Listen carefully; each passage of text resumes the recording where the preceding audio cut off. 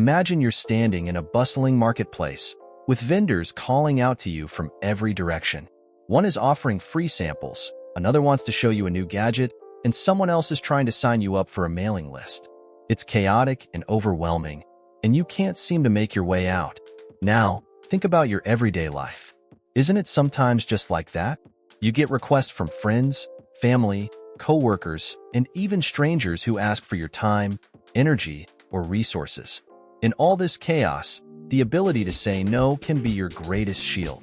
It can be the one tool that helps you preserve your well-being, stay focused, and live a life that aligns with your true priorities. It's natural to want to help others or to avoid disappointing them. People may ask for favors, extend invitations, or present opportunities that seem too good to pass up. But here's the thing. Every time you say yes to something you don't truly want or need, you're saying no to something else. Usually, that something else is your time, energy, and peace. This doesn't mean you should turn down everything, but rather that you need to be intentional with what you agree to.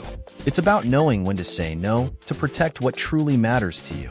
Take Sarah, for example, a young professional in her mid-20s who found herself constantly exhausted.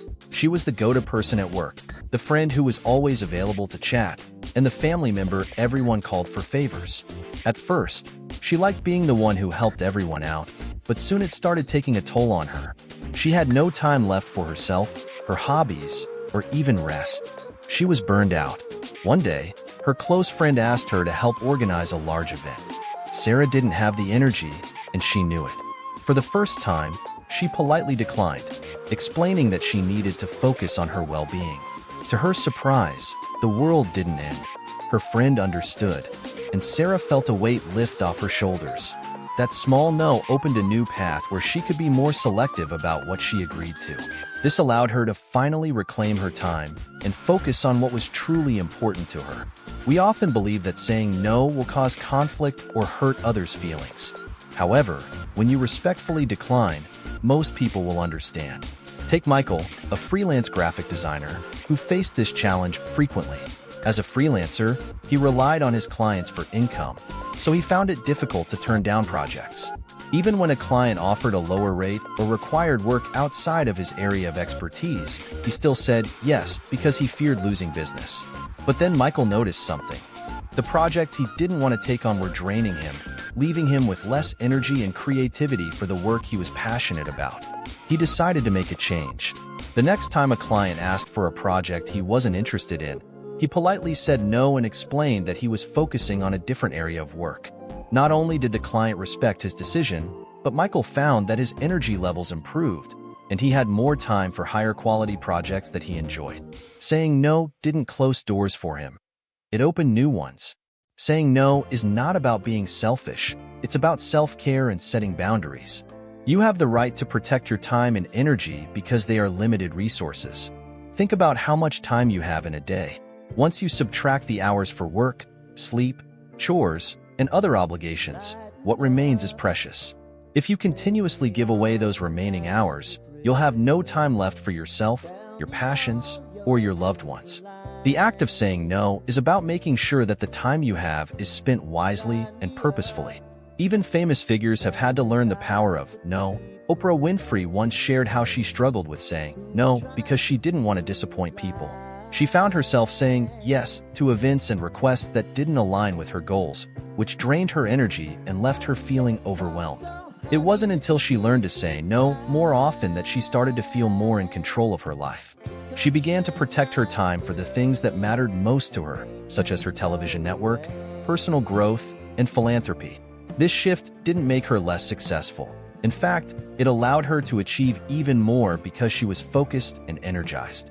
The truth is, people who truly value you will understand your need to say no sometimes. If they don't, then perhaps that's a sign of an unhealthy relationship or dynamic. It's essential to surround yourself with people who respect your boundaries. Remember that setting boundaries doesn't just benefit you, it can improve your relationships. When you take care of your own needs, you're more present, more engaged, and more available for the things and people you truly care about. It's like putting on your oxygen mask before helping others with theirs. The art of saying no comes with practice, and it may feel uncomfortable at first. You might feel guilty, or fear that people will see you as rude or unkind. But the more you do it, the easier it gets. You can start with small things, like declining an invitation to an event that you're not excited about, or saying no to extra work that falls outside of your responsibilities. As you gain confidence, you'll be able to set larger boundaries, such as taking a day off from work for self-care or turning down a job offer that doesn't fit your career goals. To make saying no easier, you can use a few strategies. Be polite but firm in your response. You don't have to give a long explanation. Sometimes a simple, "I'm sorry, I can't make it," or "I don't have the bandwidth for that right now," is enough. If you're unsure about committing to something, ask for time to think about it. This gives you space to evaluate whether it's worth your time and energy without feeling pressured to answer immediately. Remember, every yes should bring you closer to your goals or bring you joy. If it doesn't, it's probably a good opportunity to say no. Finally, understand that saying no doesn't mean closing yourself off from new opportunities or experiences. It means being mindful of which opportunities to pursue. By protecting your time and energy, you're creating space for the things that truly matter to you. You're not just living life by default, you're designing it with intention. When you say no to one thing, you're saying yes to something else. Whether it's more time with your family, a new hobby, or just the freedom to relax without a packed schedule. So, next time you're faced with a request that you're not enthusiastic about, consider what saying yes would cost you. Remember Sarah, Michael, and Oprah, people who found strength in setting boundaries and saw their lives transform because of it. Saying no is not a rejection of others, it's a commitment to yourself. It's a declaration that your time and energy are valuable, and you're choosing to invest them where they truly matter.